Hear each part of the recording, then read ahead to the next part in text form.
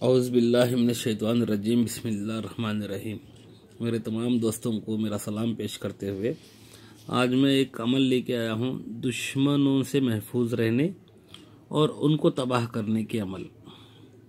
ये अमल जब भी करनी चाहिए कि जब दुश्मन हद दर्जा दर पे आज़ार हो जाए और इसके सिवा कोई सूरत ना हो कि दुश्मन को तबाह व बर्बाद कर दिया जाए, तभी इन अमल को काम में लाएँ। हक़ुल अमकान सब्र से काम लें और खुदावंद करीम से हर नमाज के बाद इससे महफूज रहने की दुआएं मांगा करें। खुदाए बरतर निहायत अजीम मुनसिफ है और वह बेशक जालिम से जुल्म का बदला लेने वाला है, इसलिए मामला खुदा पर छोड़ देना ही सबसे औला है।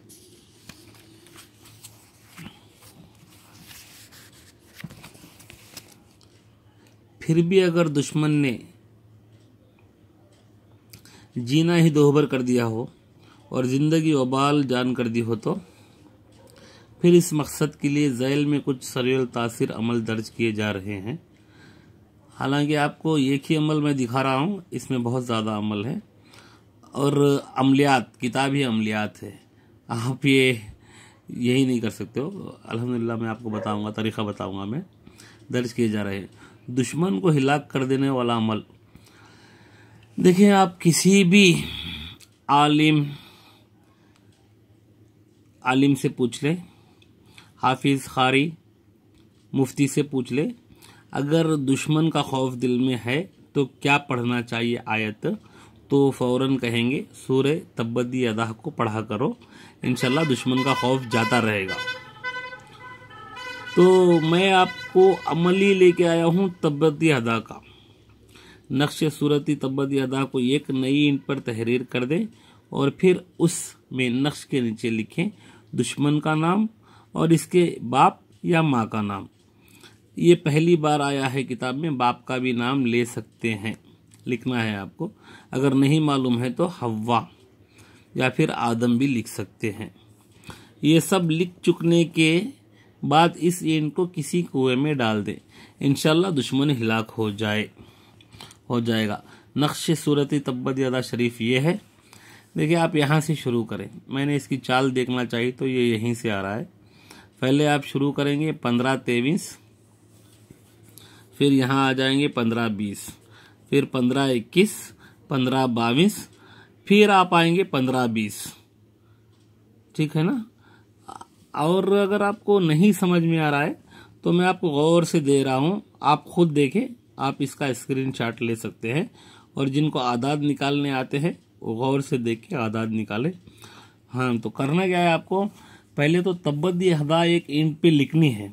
आप किसी किताब में या फिर यूट्यूब पे ही सर्च करें, iMage सर्च कर ले तब्बत यदा का, उसको पहले लिख लें आयत को, फिर दुश्मन का और उसकी माँ या बाप का नाम लिख दें और फिर उसके नीचे ये आयत लिख दें। फिर उसको सिर्फ और सिर्फ आपको जाके कुएं में डालनी है। वो लिखने के बाद में वाजिया हो कि जब सख्त मुश्किल दरपेश हो, ये अमल करना चाहिए। जहां तक हो सके मुआफ़ी सबसे बेहतर है।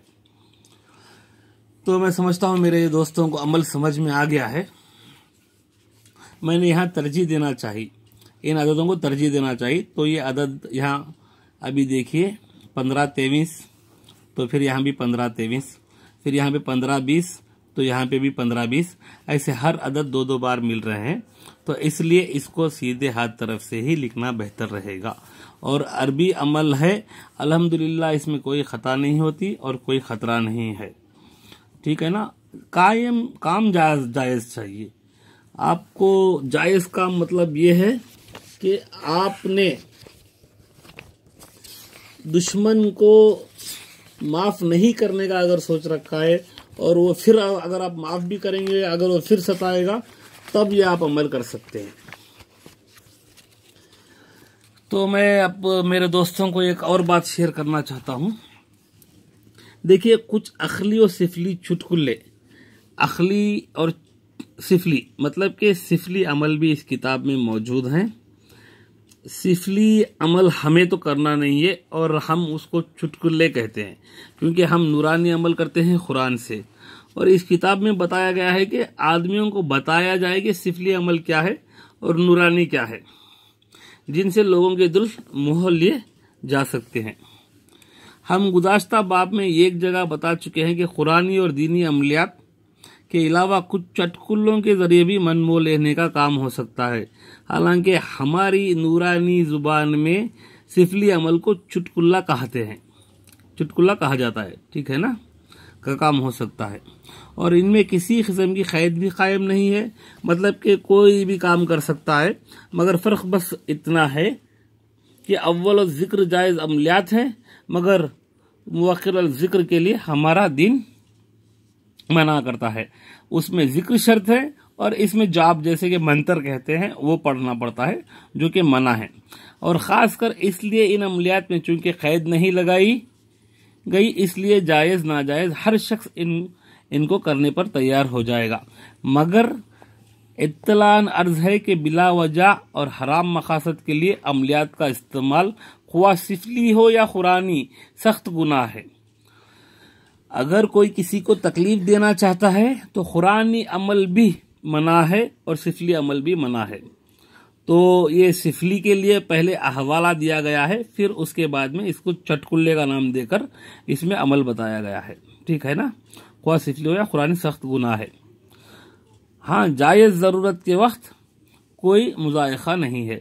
अगर आपके कोई जायज़ काम हैं और परेशान हैं, आपका काम कारोबार नहीं चल रहा, दुश्मन सर पर आके खड़ा है, हिलाक करने वाला है, मारने वाला है, ख्वाह सता रहा है, दुश्मन ताकतवर है, वो ख़वी है और आप मजबूर हो, आप कुछ नहीं कर सकते, पैसों से हो या फिर ताकत से हो या फिर अपनी जो कुछ भी परेशानी हो, तो उन लोगों के लिए ये कर सकते हैं। तो इसमें बहुत ज़्यादा देखिए अभी वक्त हो रहा है। अगर आप मेरी वीडियो देखकर अगर पसंद करना चाहेंगे तो चाहते हैं, अगर आपके मैं आपको मोहब्बत के लिए चटकुल्ले, ये तमाम नाम चटकुल्ले ही कहेंगे हम लोग, हम इसको सिफली अमल ये नहीं कहेंगे, हमारे लिए चुटकुल्ला ही है। तो मैं आपको एक इतना बड़ा हिलाकत का अमल दिखाया है, तो मैं एक मोहब्बत के लिए चटकुल्ला भी पढ़ देता हूँ, जिसे आप करें और ये तो बहुत जल्द हो जाता है, सिफली है, ठीक है ना। सुन लें आप। खर्रातीन सूखी हुई एक दाना हुदहुद के खून में हल कर लें और फिर एक फलीता बनाकर आधी रात को जैतून के तेल में चिराग जलाएं।